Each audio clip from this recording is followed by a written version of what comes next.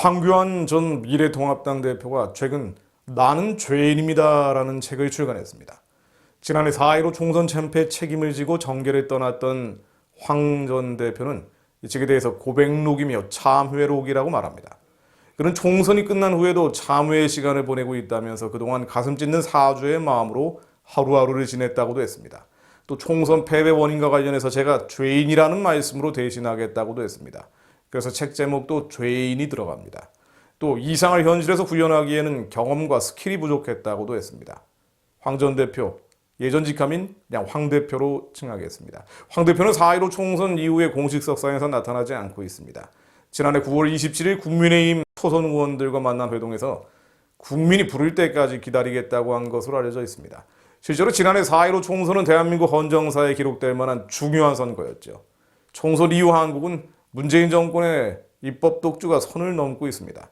온갖 악법이 판을 치고 포괄적 차별금지법을 막는 것도 어려운 지경이 됐습니다. 그리고 그 결정적 파국의 중심에 바로 황교안 대표가 있습니다. 물론 4.15 총선 패배의 원인을 모두 그에게 돌리기는 어렵습니다. 코로나로 인한 글로벌 위기, 일종의 준전시 상황을 연출해버렸죠. 그리고 비상시에 정부 지지도가 단기적으로 올라가는 소위 국기결집 효과가 나타났습니다. 그리고 소위 진보 좌파는 코로나 국면의 정치적 활용에 매우 능숙했습니다. 그 결과 미국과 마찬가지로 한국의 보수 우파에 괴멸적 타격이 일어났다고 볼 수도 있습니다. 현재 제1야당이라는 국민의힘이 보여주는 행태들을 보면 그나마 단식이나 삭발이라도 했던 황 대표 시절이 더 나았다는 평가도 나옵니다. 황 대표는 이미 정치권에서 떠나버린 사람이기 때문에 부담 없이 그의 예전 연설문 2개를 한번 소개해 드리려고 합니다. 기도의 제목을 잡기 위해서죠.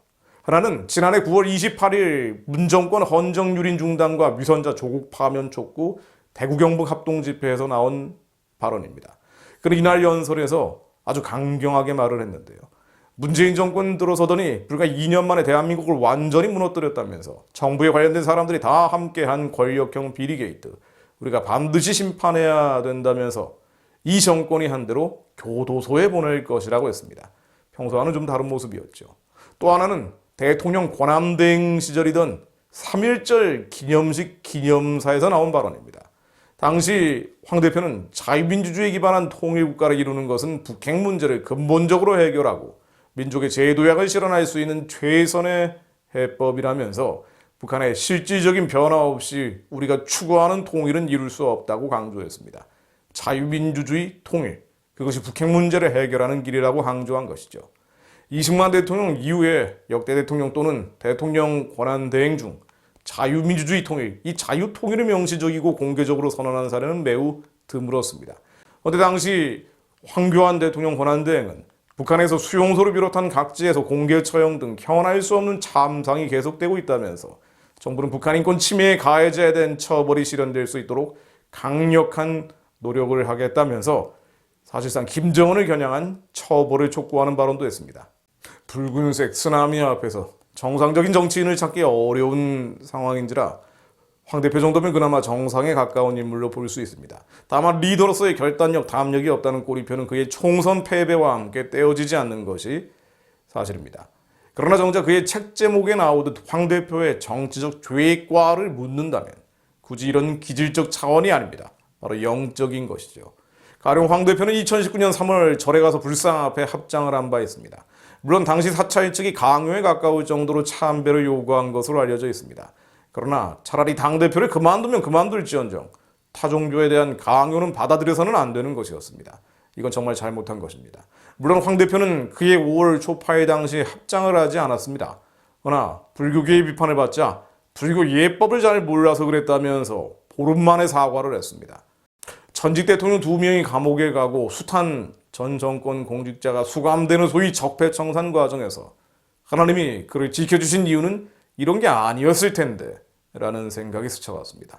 정말 그가 죄인으로서 반성해야 한다면 하나님 앞에서 주님의 부르심에 합한 순종을 했는지 이 부분을 회개할 일입니다. 천박한 언론과 들뜬 여론 앞에 회개할 일은 아니죠. 과거 장로였던 이명박 전 대통령은 서울시장 재임 시절인 2004년 서울시를 하나님께 봉헌한다는 말을 했습니다. 하나님이 기뻐하셨을 거라고 저는 확신합니다. 그러나 타종교에서 엄청난 비판을 받았죠. 그 이후에 어떻게 됐습니까? 이전 대통령은 불교 행사에 참여할 때마다 합장을 적극적으로 하면서 소위 성난 불심을 달래려고 했죠. 그러나 재임 첫 해부터 광우병, 파동 등 불교계의 집중적인 공격을 받았습니다. 그리고 지금은 영어의 몸이 되어 있습니다. 혹시 않은 지금 같은 안티 기독교가 거센 상황에서 어떻게 정치인이 불상 앞에 절하지 않을 수 있느냐고 반문할 수도 있습니다. 그러나 진실은 전혀 그렇지 않죠. 지금 한반도는 영적 전쟁 중입니다. 눈에 보이는 사람이 아니라 눈에 보이지 않는 영적인 어둠과 싸우고 있습니다. 우리 힘으로 능으로 어차피 이길 수 없는 것입니다. 주님의 영으로, 주님의 신으로 싸워야 이길 수 있습니다.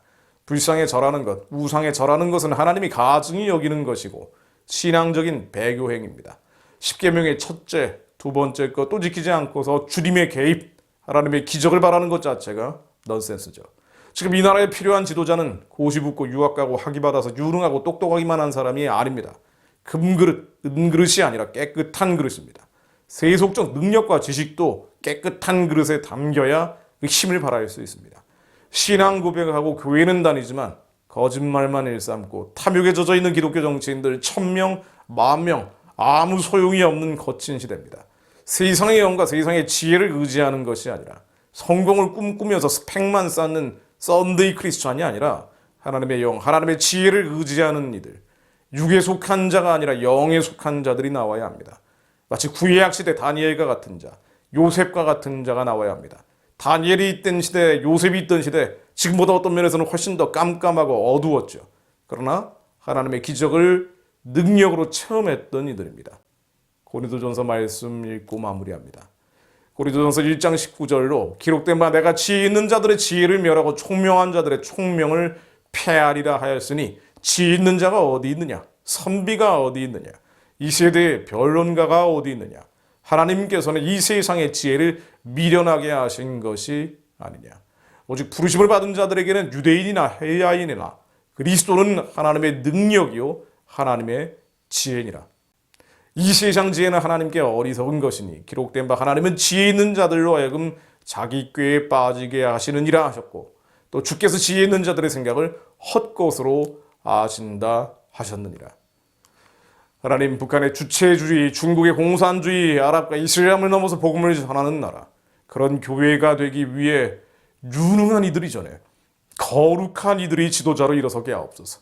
순결하고 깨끗한 이들이 하나님께 온전히 순종하는 주님의 놀라운 변화와 변혁이 일어나게 하옵소서. 죄와 피 흘리기까지 싸우는 이들, 우리의 더러운 음란과 탐욕과 교만과 혈기와 싸워서 이기는 이들, 사람을 두려워하는 것이 아니라 여론을 두려워하는 것이 아니라 하나님을 두려워하는 이들이 나오게 하옵소서. 하나님을 두려워하는 이들이 나오게 하옵소서. 하나님을 두려워하는 이들이 나오게 하옵소서. 세상으로 온통 어둠에 속했지만 다니엘처럼 요셉처럼 그리고 에스더처럼 오직 하나님만 의지하는 자들, 저희가 그렇게 되게 하시고 그런 예수의 군대가 우리의 다음 세대 가운데, 우리의 아이들 가운데 일어나게 하옵소서. 북한을 열고 땅끝까지 선교하는 주님의 맡기신 사명을 그렇게 감당할 수 있게 하옵소서.